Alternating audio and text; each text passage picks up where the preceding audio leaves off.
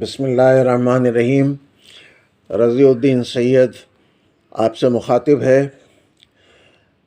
جو لوگ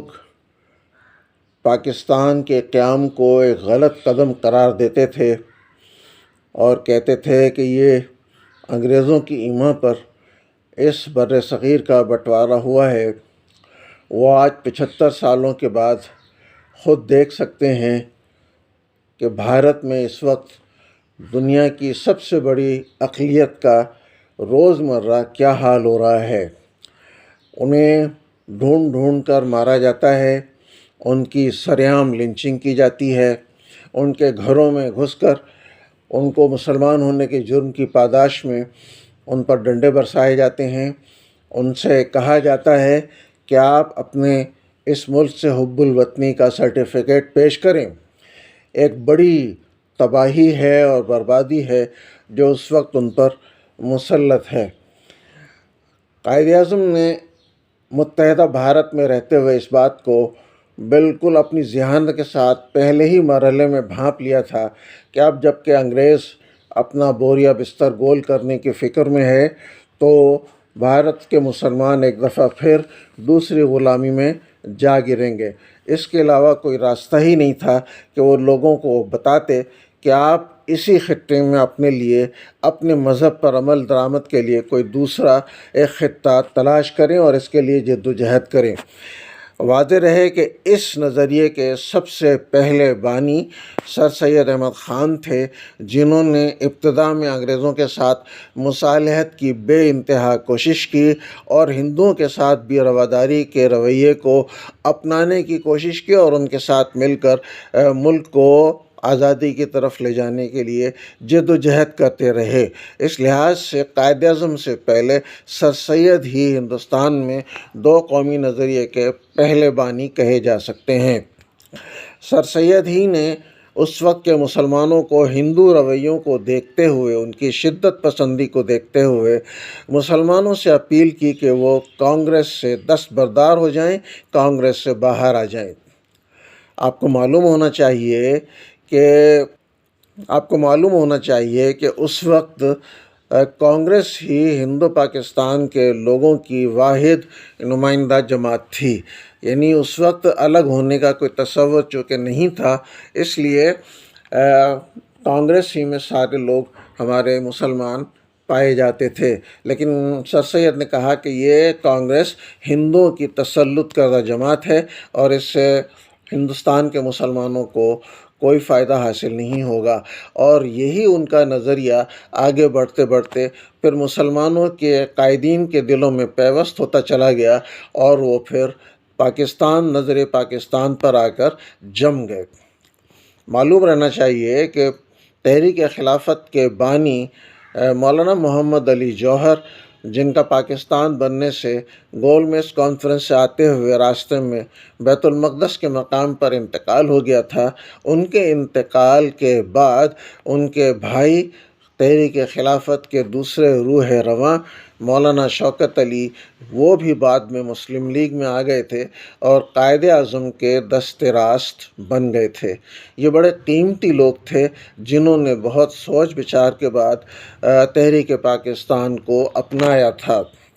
یہاں آج پاکستان میں الحمدللہ ہمیں کسی ایک مسلمان کو اس بات کی فکر نہیں ہے کہ وہ اپنے گھر کے آگے یا کھلے میدان میں اجتماعی طور پر 40 گائیں قربان کرے، 1 گائے قربان کرے اور 20 یوں بکریاں اللہ کے نام پر اللہ کے حوالے کرے۔ یہاں کسی کو اس بات کا خوف نہیں ہے کہ وہ عیدین کے موقع پر کسی کھلے میدان میں سب کے سامنے ایک بڑا اجتماعی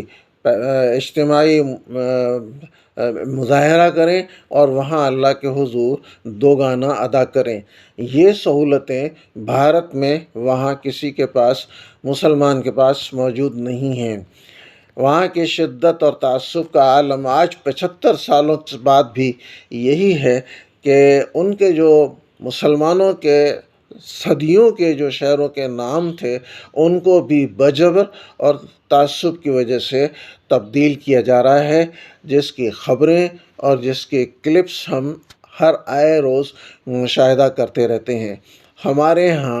ابتدا میں ایمانی جذبے کے تحت جن علاقوں کے ہندوانہ نام کو مسلمانوں میں کے نام میں تبدیل کیا گیا تھا، اس کے بعد اب پھر ایسا کوئی سلسلہ جاری نہیں ہے۔ ہمارے ہاں ہر کالج، ہر مدرسے اور ہر یونیورسٹی میں طالب علموں کو، طالبات کو حجاب پہننے، برقع پہننے، داڑھی رکھنے، ٹوپیاں رکھنے اور نماز باجماعت کرنے کی میں کوئی رکاوٹ نہیں ہے۔ ہمارے یہاں کے تعلیمی اداروں میں مذہبی بڑے بڑے پروگرام ہوتے ہیں اور 2-3 دن کے سیمینارز ہوتے ہیں، جن میں ملکی اور بیرونی اسکالرس بھی آ کے آزادانہ تقریریں کرتے ہیں اور لوگوں کو اسلام کے فوائد اور برکات سے روشناس کرواتے ہیں۔ یہاں ڈاکٹر ذاکر نائک کی تقریریں بھی بغیر کسی رکاوٹ کے سنی جاتی ہیں، اور جب تک کہ مولانا مودودی رحمۃ اللہ یہاں حیات رہے، انہیں بھی پاکستان کے ہر بڑے تعلیمی ادارے اور جامعات میں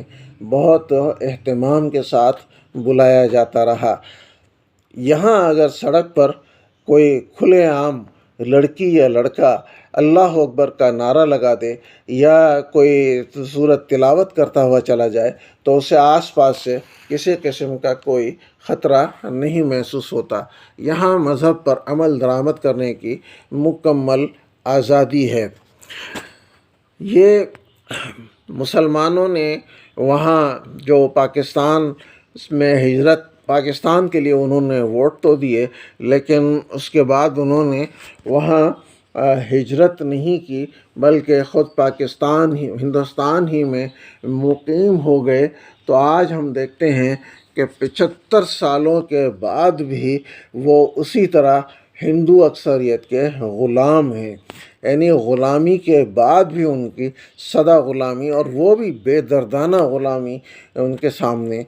سامنے سڑکوں پر، گلیوں پر، دفتروں میں موجود ہے۔ انہیں ملازمتوں میں بھی حصہ کم دیا جاتا ہے، ان کی مسجدیں ڈھائی بھی جا رہی ہیں، اور انہیں اجتماعی طور پر جمعے کی اور عیدین کی نماز پڑھنے پر ان پر پابندیاں بھی عائد ہیں۔ یہی وہ سوچ تھی جس کی بنیاد پر قائد اعظم نے اس نظریے کو فروغ دیا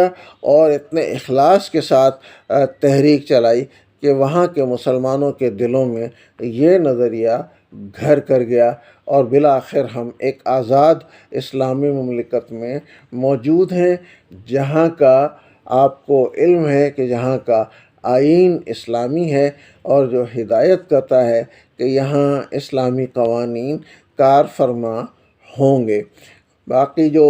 حکومت کی مشینری کا معاملہ ہے وہ ایک دوسرا معاملہ ہے، ورنہ آئینی طور پر پاکستان ایک اسلامی جمہوریہ ڈکلیئرڈ ملک ہے۔